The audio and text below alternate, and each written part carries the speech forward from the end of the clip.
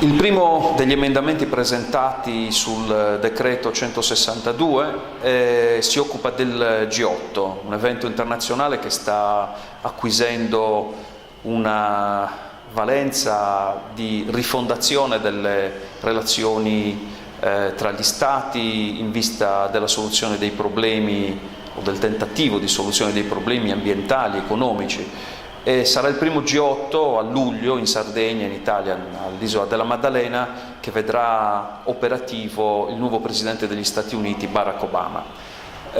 Cosa diciamo nell'emendamento sul G8? Diciamo che una serie di opere devono essere finanziate con una priorità rispetto ad altre opere nel sistema nazionale, ma soprattutto diciamo che devono essere fatte subito, perché servono ad un evento che vedrà decine di migliaia di persone venire da tutto il mondo in Sardegna, nel nord della Sardegna, staff dei presidenti degli stati e dei capi di governo, migliaia di giornalisti, i servizi di sicurezza. E allora per fare tutto questo non basta l'impostazione che era stata immaginata all'inizio, c'è bisogno di collegare l'est e l'ovest della Sardegna, i porti e gli aeroporti, e per questo diciamo che la legge del Parlamento italiano che convertirà il decreto legge di cui ho parlato, il 162, deve prevedere esplicitamente questa nuova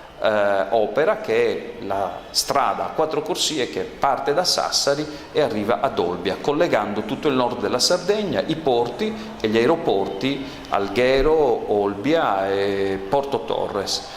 Questa è una cosa che rispetto